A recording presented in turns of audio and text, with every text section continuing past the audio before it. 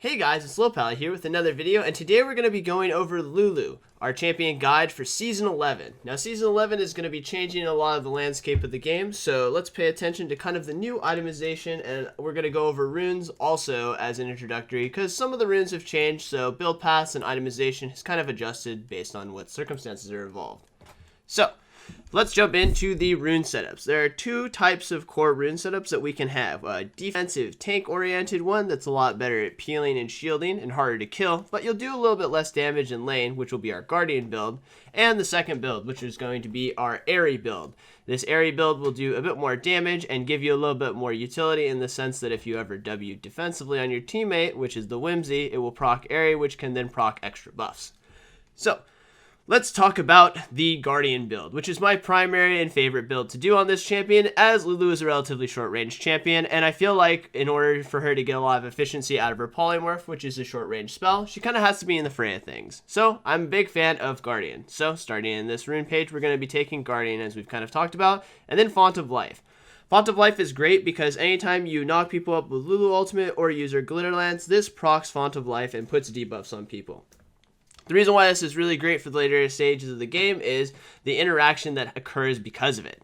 When you heal or shield somebody with things like Ardent and Staff of Flowing Water, it causes them to be buffed. Well, this interaction works with Font of Life too. So if you debuff someone with your Glitter Lance or knock them up with Lulu Ultimate, and then your teammate then auto-attacks them or casts a spell on them, they will be healed, thereby proccing the Staff of Flowing Water and the Ardent without you ever even having to shield them. This is great for utility, and in general, it's really effective with the tree itself, since Demolish isn't that great, and Shield Bash, not the greatest either.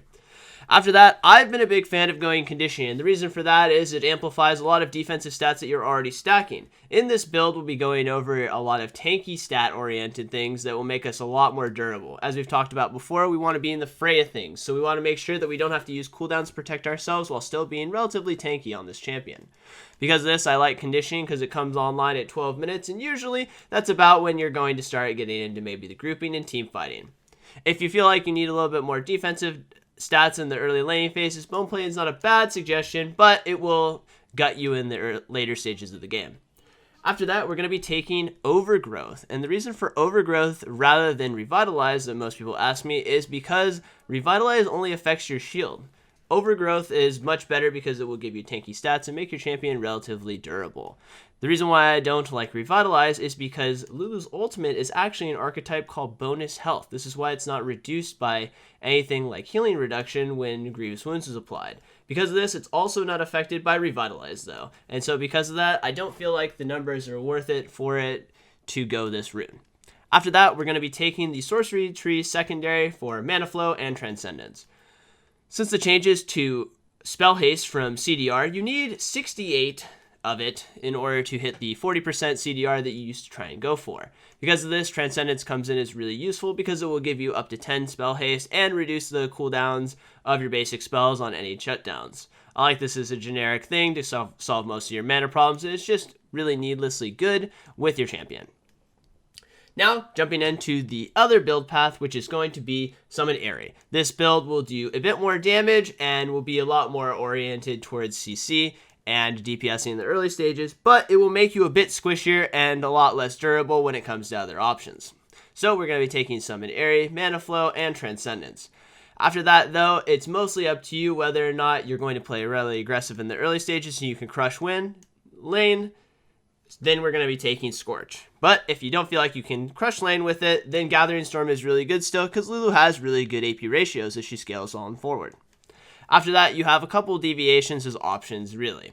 One of them is if there's a lot of crowd control on the enemy team and you're worried about getting CC'd to death, you can take Presence of Mind and Legends Tenacity. This is a little bit less and more fringe-oriented, but it's an option available to you anyway. The most standard one, though, is usually just going into the Resolve tree, kind of reverse flipping it, and just no longer taking Font of Life and not getting that cool interaction, instead using your Airy one, and then just going Conditioning and Overgrowth anyway. This way, you'll be incredibly durable. But if you feel like there's a lot of poke and maybe you don't need to be nearly as tanky since we're already opting into Airy, then Biscuits is completely reasonable with the boots also. So, jumping into itemization, which is kind of the primary talking point for this season. New items have come out, so we're going to kind of just jump right into it. Number 1, Locket. Locket is actually now a usable item for your mythic slot for ranged champions, since it no longer requires bonus HP and it just scales with levels. On top of that, it creates an aura that allows you to be more tanky and your teammates around you. This will be your bread and butter in most situations, regardless of what rune choice you have decided on, because of the fact that it just works seamlessly. Gives you another shield to keep people super alive through front-loaded burst. It makes your champion relatively tanky because you're usually in the fray of things, and the stat budget is really, really good. On top of that, the main reason why we're not going to be going the other ones is just because the other items aren't really that great. This is going to be your main thing that you will go almost every time. You can create opportunities to go a couple of other things, but I wouldn't recommend it nearly as much. As of right now, Moonstone seems to be healing for pretty measly amounts of numbers, so Locket just kind of outperforms it in terms of front-loaded mitigation. Rest is the Shirelia's Reverie, which you can use in mobility situations if you want to go forward or go backwards, but I feel like in general, it's just mostly almost always better to go Locket because your champion's core mechanic is to peel and shield, and this also covers that really, really well. Now, after that, we're going to be looking at two different boot options for almost every game, which is either Ninja Tabby or Lucidity boots. Ninja Tabby if there's a lot of melee assassins that you're worried about trying to kill you, as durability is incredibly valuable on this champion because we've already established we're short range and we're in the thick of things. Otherwise, we're just going to go Lucidity boots. This will probably be the kind of slicing point between whether you go Guardian or you go Airy. Lucidity for Airy, Ninja Tabby for Guardian. Just because spell haste is uncapped and we want to get as much spell haste as possible if we can afford it, so because that is the kind of the clean choice. After that, we're kind of set on 4 different items as our options moving forward.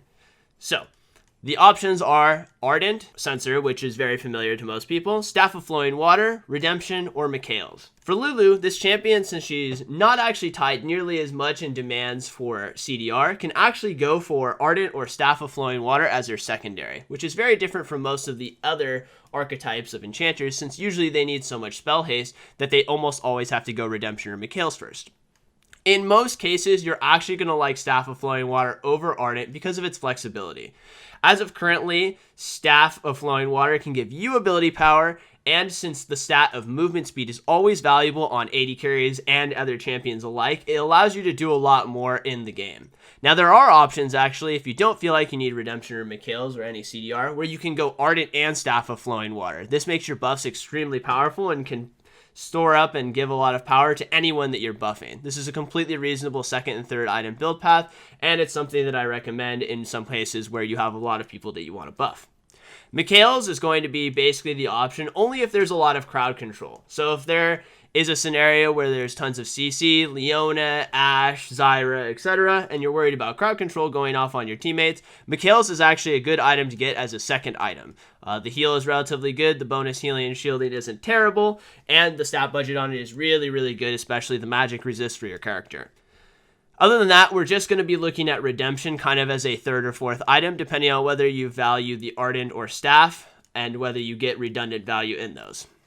Pretty much all in all, you're going to be getting all 4 of these items, just mostly excluding either a Redemption or a Mikhail's in most cases for your endgame builds. Main things to note too is about this is a lot of people are going to ask about the Sightstone, upgradable Sightstone that allows you to store pink wards at level 13. I recommend that as of currently, this item is very bad because it doesn't allow you to regenerate pink wards. You actually still have to actively buy them, and the stat budget really isn't all that great comparatively to just getting another item if you end up actually having a game go long enough to get to level 13. So we're going to ignore that for the most part. Another option on the table too for mythic items, but not really recommended in some cases, is Imperial Mandate. But this is really extreme cases where you're winning really hard and you need a lot of damage. But for the most part, we're just going to be going Locket. Anyway, guys, hope you guys found this video helpful. Don't forget to like, subscribe, and comment in the section below and hit that bell and whistle. I'll see you next time. I'm Lohpally. Peace.